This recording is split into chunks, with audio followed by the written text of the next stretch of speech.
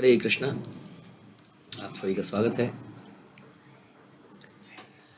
ओम अज्ञानतिमिरान्धस्य ज्ञानञ्जनशलाकया चक्षुरुन्मिलितं येन तस्मै श्रीगुरुवे नमः।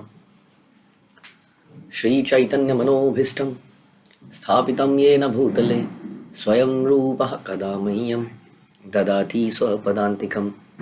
वन्देऽहं श्रीगुरौ श्रीयुतापदकमलं श्रीगुरून् वैष्णवांश्च श्रीरूपं साग्रजातं सहगणं रघुनाथान्वितं तं सजीवं साद्वैतं सावधूतं परिजनसहितं कृष्णचैतन्यदेवं श्रीराधा कृष्णपादान् सहगणं ललिता श्रीविशाखान्वितांश्च। हे कृष्ण करुणा सिंधु दीनबंधु जगतपते गोपेश गोपिका कांत राधा कांत नमस्तुते। तप्त कांचन गौरांगी राधे वृंदावनेश्वरी वृषभानु सुते देवी प्रणमामि हरिप्रिये। वाञ्छां कल्पतरुभ्यश्च कृपा सिन्धुभ्यैव च पतितानां पावनेभ्यो वैष्णवेभ्यो नमो नमः।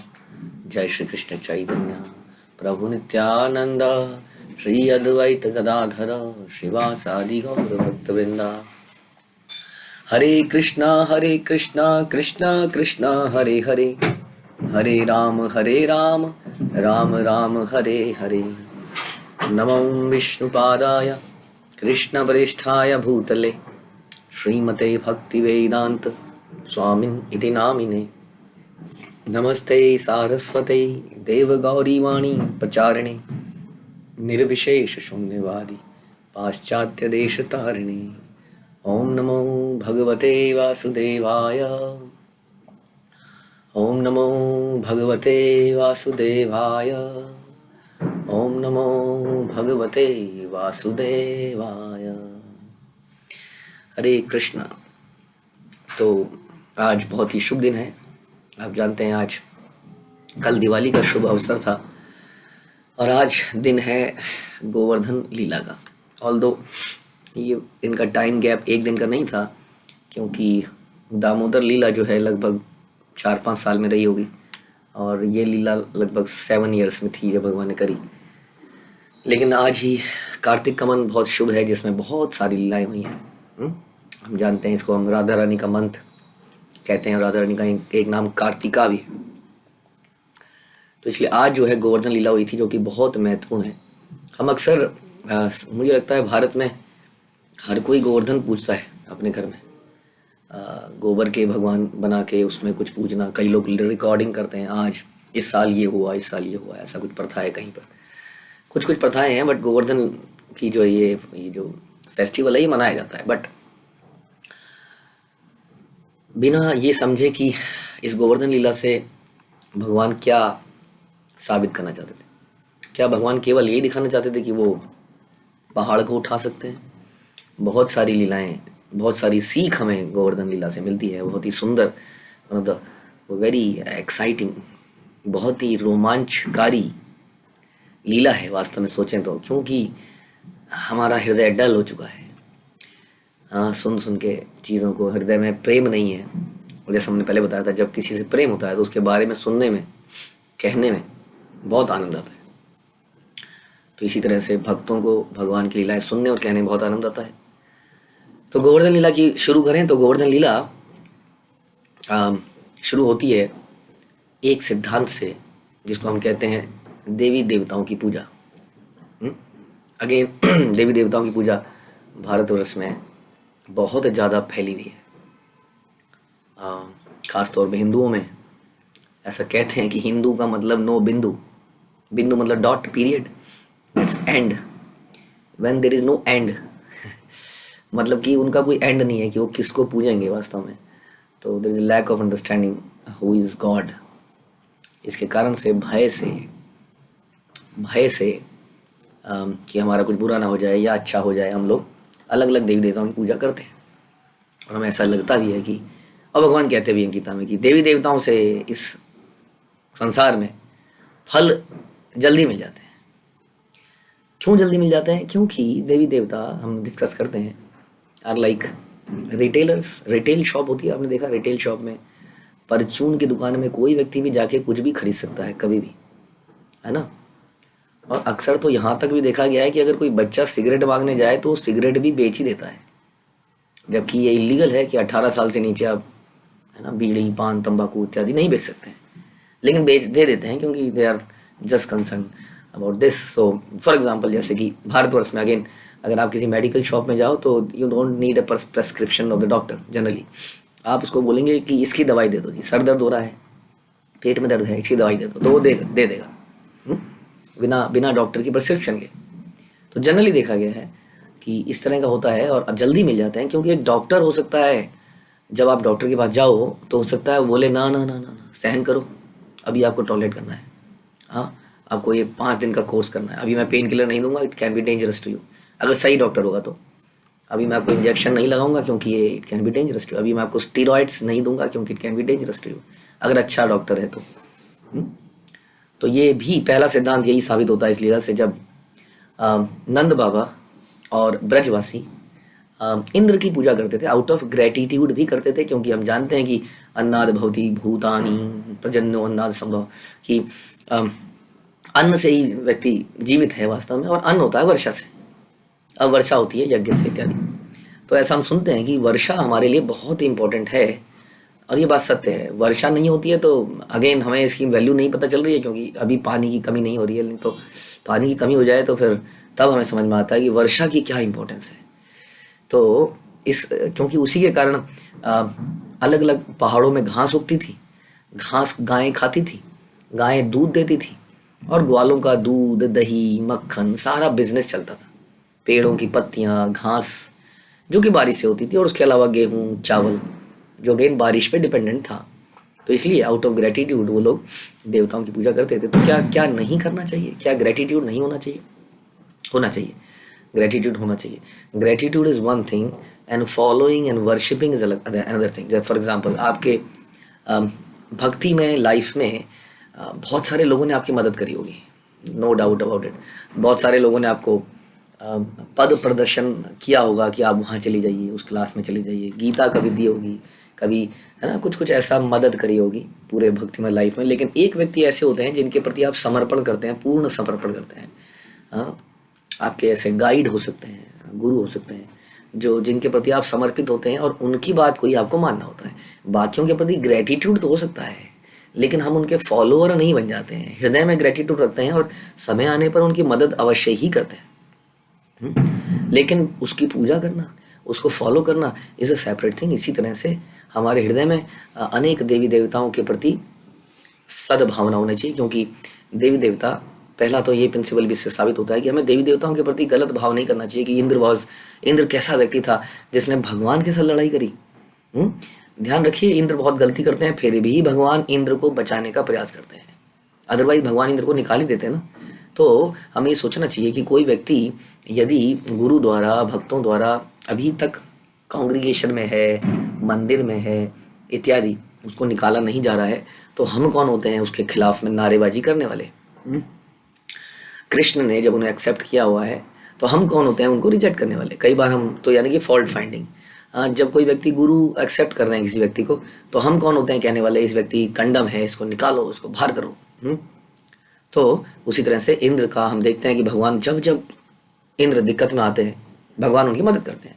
तो हमें ये सोचना चाहिए कि ये सारी लीलाएं हमें सिखाने के लिए समय समय पर होती हैं। हम क्या सीखते हैं वो अभी हम सुनेंगे। तो पहले तो we should have a positive attitude toward demigods, देवता, उनके प्रति हमारा ग्रेटिट्यूड होना चाहिए, बिकॉज वो हमें हवा पानी दे रहे हैं, ऑल्दो भगवान के कहने पे दे रहे हैं, बट हम उनको प्रणाम करते हैं। जब भी किसी देवी देवता के मंदिर में जाते हैं, उन्हें देखते हैं, तो हम अवश्य ही प्रणाम करते हैं, लेकिन उनकी पूजा पाठ इत्यादि नहीं करते हैं। जैसे हमने कल बताया था कि दिवाली के दिन हम लक्ष्मी गणेश की पूजा ना करके यदि कृष्ण की पूजा करें, क्योंकि ग्रेटिट्यूड कितने लोगों के प्रति होगा, सूर्य के प्रति होगा, वरुण के प्रति होगा, है ना, और कितने डेमिगॉड्स हैं जिन्होंने कभी ना कभी कोई ना कोई गड़बड़ करी है ना। आपने देखा ब्रह्मा जी ने ब्रह्मा विमोहन लीला करी, भगवान के साथ कुछ पंगा ले लिया। शिव जी ने कुछ पंगा लिया, युद्ध किया भगवान के साथ। उसके बाद में हमने देखा कि वरुण ने नंद बाबा को चुरा लिया, इंद्र ने तो ये काम किया ही। हाँ, तो ये गलतियां होती रहती हैं। लेकिन यदि भगवान उनको एक्सेप्ट कर रहे हैं तो हमें उन्हें एक्सेप्ट करना चाहिए, हमें उनका आदर करना चाहिए, बट उनकी पूजा पाठ नहीं करने की ज़रूरत है, क्योंकि बहुत सारे देवी देवता हैं। किन किन की पूजा करेंगे, सबकी कर नहीं पाएंगे। इसलिए कहते हैं भगवान मत्तः परतरम नान्यत किंचित किंचित अस्ति धनंजय, कि मेरे से ऊपर कोई नहीं है। I am the source of everything, हम सर्वस्व प्रभु, आध्यात्मिक जगत हो या भौतिक जगत हो। इसलिए यदि हम कृष्ण की पूजा करते हैं तो सभी की पूजा हो जाती है। ये मेन फिलॉसफी यहाँ से निकलती है। लेकिन नंद बाबा इत्यादि लोग देवी देवताओं की पूजा कर रहे थे, या इंद्र की पूजा हर साल कर रहे थे, बड़े धूमधाम से कर रहे थे। लेकिन इस बार भगवान ये सिद्धांत साबित करना चाहते थे कि जरूरी नहीं है सारे के सारे रिचुअल स्पिरिचुअल हों। कुछ रिचुअल्स को हम अंधविश्वास कहते हैं, कुछ रिचुअल्स को हम रियली में मानते हैं स्पिरिचुअल। हाँ, कुछ एक्टिविटीज़। रिचुअल का मतलब ये होता है कि हम कुछ चीज़ें करते हैं, हो सकता है हमें समझ में ना आ रही हो, बट हम करते हैं क्योंकि ऐसा परंपरा से होता है। फॉर एग्जांपल भगवान की आरती करना, बचपन में हम ना, हो सकता है ना जाने, एक बच्चा ना समझे कि भगवान का भोग किस लिए लगाना है, लेकिन वो इसलिए लगाता है क्योंकि उसकी मम्मी लगाती आई थी, दादी लगाती आई थी, तो रिचुअल कहता है। अब what is the difference between जो ऐसा रिचुअल जो अंधविश्वास है और ऐसा रिचुअल जो कि रियली में स्पिरिचुअल है?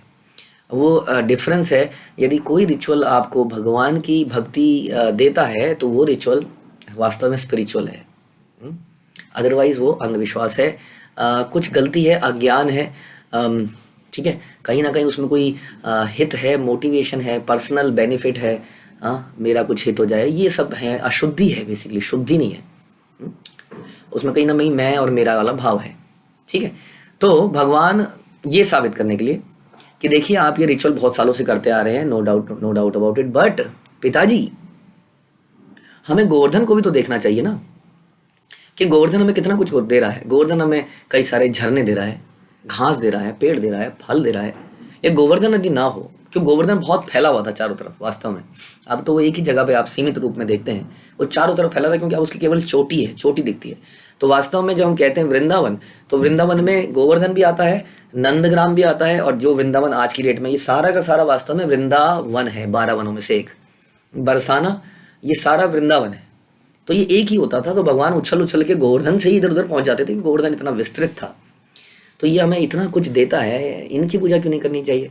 तो कई सारे लोग कहते हैं कि तो हम सालों से करते हैं, लेकिन उन लोगों की भगवान पे इतनी डिपेंडेंसी होती है कि भगवान उनको जिद करते हैं, नहीं नहीं आप समझिए, हाँ, कि देवताओं का तो ये धर्म बनता है वर्षा करना, उनकी वर्शिप करने की क्या जरूरत है?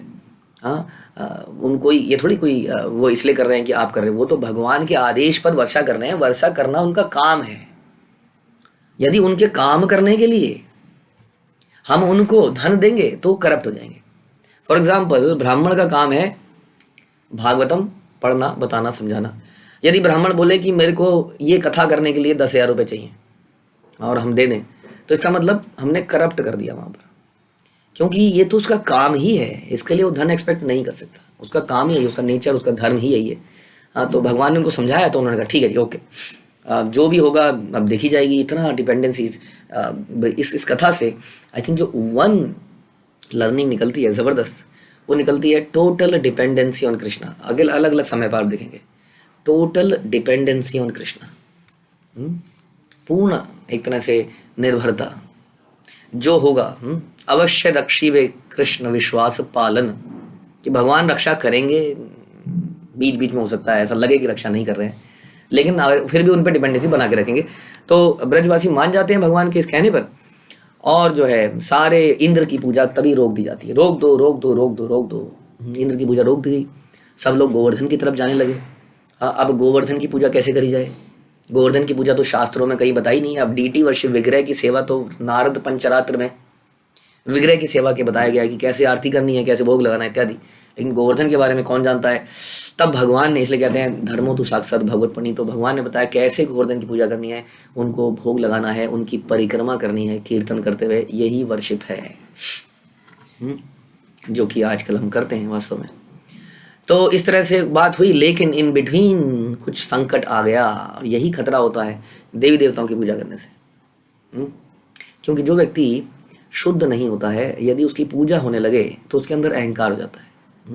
अगर किसी व्यक्ति को बहुत ज़्यादा रिस्पेक्ट मिल जाए अनटाइमली,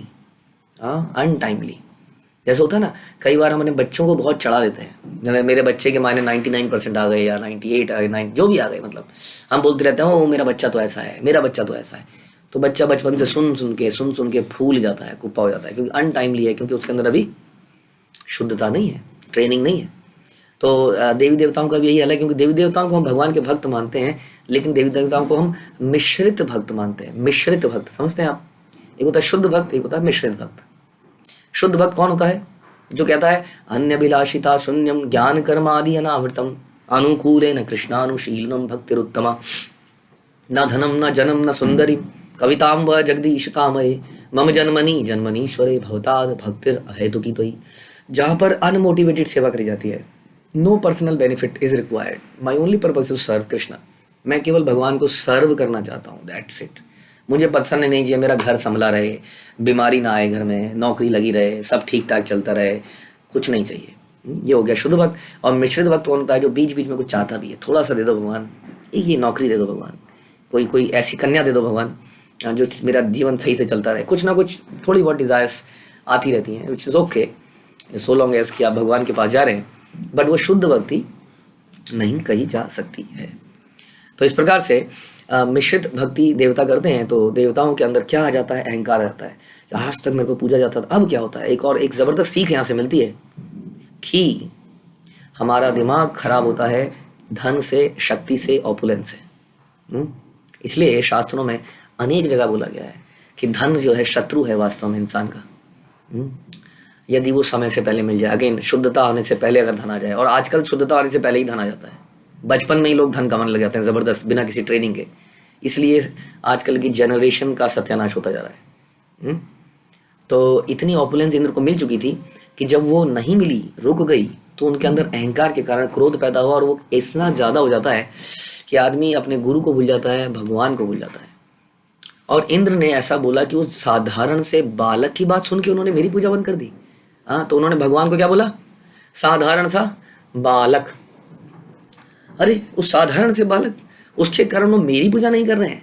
हाँ, तो अहंकार ऐसे आता है। और उस अहंकार में व्यक्ति अपना सत्यानाश कर लेता है। तो उन्होंने तुरंत अपनी शक्ति का प्रयोग किया, जो कि वास्तव में उनकी नहीं थी। वो कृष्ण वाला प्रदान करी गई थी लोगों के कल्याण के लिए। यानी कि हमें जो संपत्ति मिलती है, योग्यताएं मिलती हैं, हाँ, अच्छा परिवार मिलता है, एजुकेशन मिलती है, यदि हम बहुत पढ़े लिखे भी हैं, तो वो कृष्ण की सेवा में लगाना चाहिए।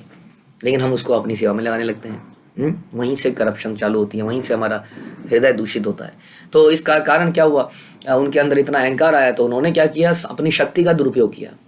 तो संवर्तक जो बादल थे, जो कि केवल क्या कहते हैं उसको, प्रलय के समय ये बादल निकलते हैं। आप जो बारिश देखते हैं, कई बार घनघोर बारिश आती है, मूसलाधार, ऐसा लगता है कि सब गिर जाएगा। तो ये बारिश कुछ भी नहीं है। जो कौन सी बारिश होती है? प्रलय की बारिश।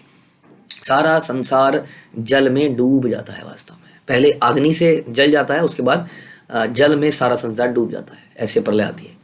तो वो वाले बादल भेजे गए, और उन्होंने आवड़ तोड़ ब्रज में बारिश शुरू कर दी। कौन है ब्रज में? कौन रहता है ब्रज में? रहते हैं भगवान के परम भक्त, शुद्ध भक्त।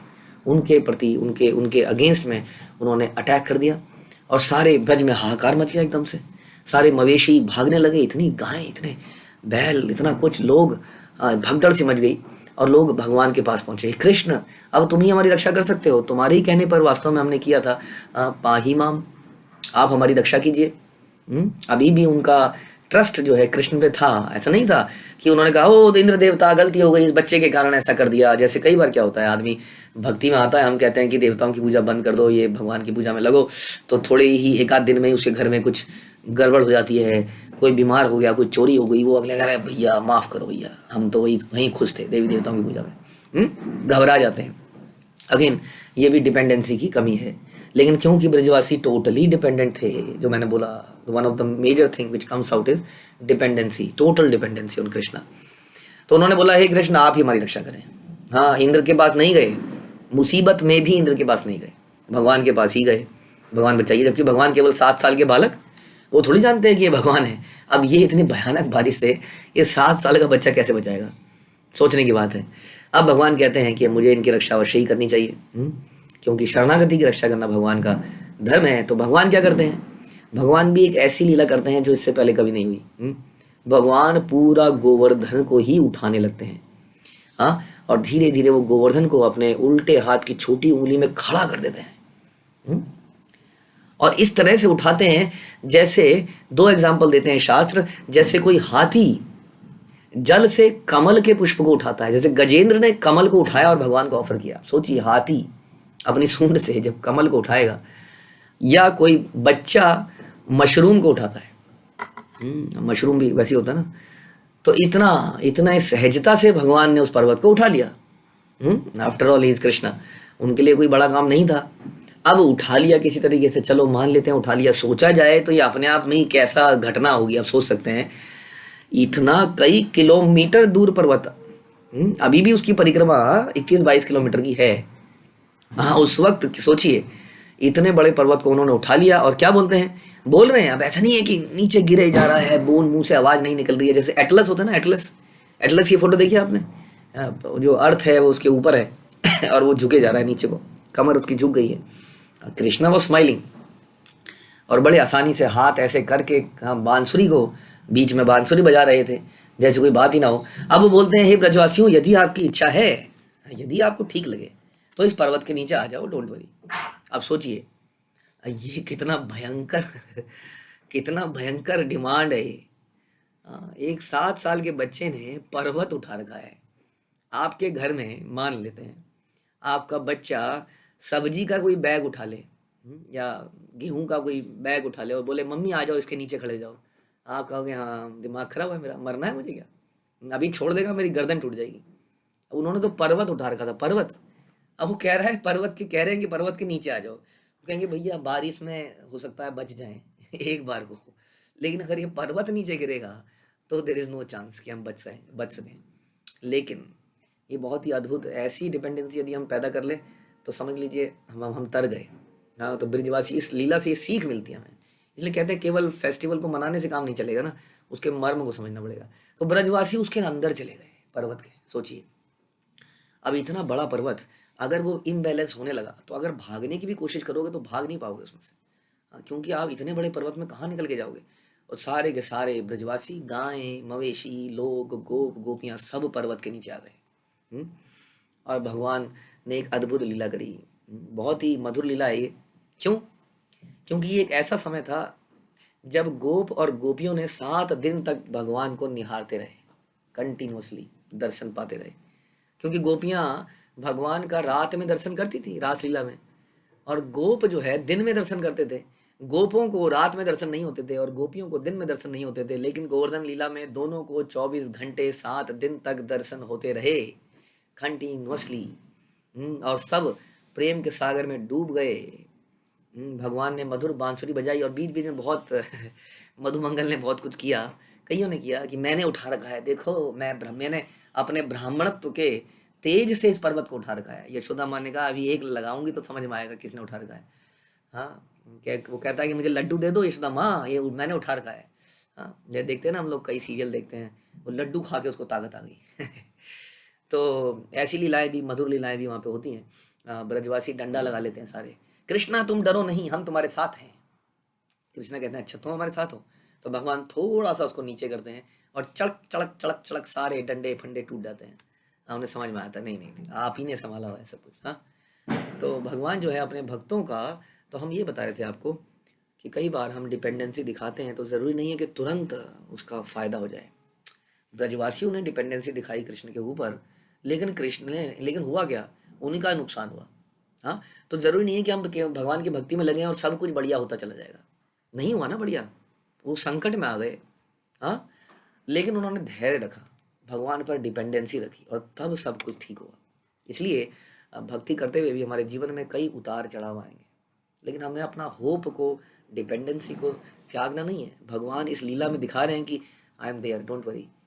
मैं गोवर्धन की तरह उठा के तुम्हारी रक्षा करूंगा, हर स्थिति में तुम्हारी रक्षा करूंगा। और उधर से बारिश हो रही है, गोवर्धन पे जबरदस्त बारिश हो रही है। अब सोचिए, कई बार बादल फटते हैं तो 5 मिनट में बाढ़ आई थी। अब सोचिए जब संवर्तक बादल फटेंगे तो क्या होगा। अब वो बारिश हो रही है लेकिन कहीं पर भी नीचे पानी नहीं गिर रहा है। क्यों नहीं गिर रहा है? क्योंकि भगवान का सुदर्शन चक्र जो है सारे पानी को सुखाए जा रहा है। भगवान की लीलाएं ऐसी चल रही हैं। और कहते हैं कि गोवर्धन के एक भी पेड़ का एक भी पत्ता नहीं टूटा, और कुछ भी नुकसान इंद्र कर नहीं पाए, और आखिर में इंद्र हार गए। और उसके बाद उन्हें समझ में आया कि is not an ordinary person. तो ऐसा कई बार हो जाता है। हमें कृष्ण की शक्ति पर डाउट नहीं करना चाहिए। तो उसके बाद में गोवर्धन में जब बारिश होकर इतने 7 दिन तक बारिश होती रही, 7 दिन 7 रात तक बारिश होती रही, और उसके बाद में इंद्र हार गए एक तरह से, उनका सारा स्टॉक खत्म हो गया पानी का। अब उनको समझ में आता है कि अब क्या करें, और भगवान बोलते हैं कि हे ब्रिजवासियों, अब तुम पर्वत से बाहर निकल जाओ। क्योंकि अचानक से वहाँ पर बादल हट गए, वहाँ पर तेज धूप आ गई, और हवाएं रुक गई, मौसम बड़ा अच्छा सा हो गया। तो ब्रजवासी, हाँ, जय हो कृष्ण, कृष्ण कन्हैया बोलते हुए वहाँ से निकल गए, और भगवान ने पर्वत को उसी जगह पर एज इट इज रख दिया जहाँ से उठाया था। और उसके बाद बारी आती है इंद्र की। तो इंद्र अब घबराए हुए हैं कि मैंने अपने मालिक के अगेंस्ट में ऐसा कर दिया, समझ गए थे यही तो मेरे मालिक हैं। तो इंद्र जो है डरते हुए आते हैं, लेकिन क्या करें अब एक और सीख हमें मिलती है कि भक्त जो है, जैसे हमने बोला, इंद्र ऑल दो गलती करता है लेकिन मिश्रित भक्त है लेकिन, तो भगवान को शरणागति करने जाता है। लेकिन इंद्र बड़े समझदार हैं, वो कहते हैं कि भगवान की शुद्ध भक्त सुरभि को लेके चलते हैं, क्योंकि सुरभि भगवान को बड़ी प्रिय है। क्योंकि भगवान गोपाल हैं, गायों के रक्षक हैं, गोविंद हैं, गायों को सुख प्रदान करने वाले हैं। इसलिए वो सुरभि गाय को लेके चलते हैं और सुरभि को आगे करते हैं, और पीछे से उसके छुप के आते हैं। सुरभि को देखते ही भगवान बड़ा प्रेम करते हैं, और छुपके से इंद्र आगे आ जाते हैं कि क्षमा हुई, क्षमा करिए, गलती हुई। और जो है इंद्र जो है ऐरावत से गोविंद कुंड एक जगह है वहाँ पर, ऐरावत से वहाँ पर भगवान के ऊपर अमृत, एक तरह से जल बरसाते हैं, पवित्र जल बरसाते हैं। उससे बाद में गोविंद कुंड बनता है जो आज भी है वहाँ पर। और इस प्रकार से वो भगवान का अभिषेक करते हैं, और भगवान उनकी स्तुतियों से प्रसन्न होकर उन्हें क्षमा कर देते हैं। लेकिन एक बहुत इंपॉर्टेंट लेसन दे जाते हैं। क्या दे जाते हैं? कि हमें कृष्ण पे डिपेंडेंसी दिखानी होगी। हमारे जीवन में कई सारे उतार चढ़ाव आएंगे, हमें कृष्ण को चैलेंज नहीं करना है। हाँ, हमें हमेशा उनका सरेंडर्ड रहना है। तो इंद्र को ये बात समझ में आती है, और हमने सीखा कि कैसे अपनी हमारी शक्तियाँ, हमारी एजुकेशन, हमारी ऑपुलेंस हमारे अंदर मिथ्या अहंकार पैदा करती है, जिसके कारण से हम कई बार भक्ति करने से मना करते हैं। मुझे नहीं करना है फालतू में चैंटिंग, ये क्या पागलों की तरह तुम लोग कर रहे हो। तो हमने सुना कि रिचुअल, नॉर्मल रिचुअल और स्पिरिचुअल रिचुअल में फ़र्क है। हर रिचुअल गंदा नहीं है, हर रिचुअल अंधविश्वास नहीं है। माला करना, हो सकता है बच्चा इसकी महत्व ना जानता हो, हाँ, लेकिन ये बड़ा महत्वपूर्ण कार्य है, तो इसको करना चाहिए। ठीक है। तो उसके बाद जो है इंद्र भगवान को प्रसन्न करते हैं। सारे ब्रजवासी बड़े प्रसन्न होते हैं। अब क्या होता है? अब जो है ब्रजवासी इकट्ठे हो जाते हैं, कहते हैं नंद बाबा, ये कोई साधारण बात नहीं है, एक बालक 7 साल का ऐसा पर्वत उठा ले, ना ना ना ना ना, ये कोई साधारण बालक नहीं है। एक बालक 6 दिन में इतने किलोमीटर लंबी राक्षसी को वध कर दे, पूतना का। हाँ, 3 महीने में सक्टासुर का वध कर दे। इतनी बड़ी गाड़ी, बैलगाड़ी इतनी बड़ी गिरी, और उस पैर को टच करने से वो इतना उछल के गिरी। 1 साल में तृणावत जैसा राक्षस को मार दिया। ऐसी ऐसी लीलाएं अब हमें समझ में आ गया, ये कोई साधारण बालक नहीं है, ये गोवर्धन लीला से तो समझ में आ गया है। लेकिन नंद बाबा क्योंकि भगवान की योग माया द्वारा प्रभावित थे, भगवान के शुद्ध भक्त थे, तो नंद बाबा कहते हैं क्या बोल रहे हो आप लोग, आपने देखा है ना कितनी चोरियां करते हुए पकड़ा गया है, तुम ही तो लाते हो ना पकड़ पकड़ के। क्या भगवान चोरी कर सकते हैं? क्या नारायण चोरी करेंगे? हाँ, ये मक्खन चुराता है, चोर है एक नंबर का, ये कैसे भगवान हो सकता है? तो लेकिन एनीवे, योग माया की पोटेंसी से सब लोग फिर से कंफ्यूज हो जाते हैं, और भगवान को एक साधारण बालक समझ लेते हैं। तो ये सुंदर लीलाएं भगवान ने व्रज में करी, जो हमें बहुत सारी सीख दे के जाती है, जिसको हमें सीखना है, जीवन में अपनाना है। इसी तरह से गोवर्धन लीला का सार्थकता साबित होगी। हरे कृष्णा। श्रील प्रभुपाद की जय। ग्रंथराज श्रीमद् भागवतम की जय। तो हमारे पास 1 मिनट है, आज हम ज़्यादा प्रश्न उत्तर नहीं करेंगे। If anybody want to say something, वो कह सकते हैं।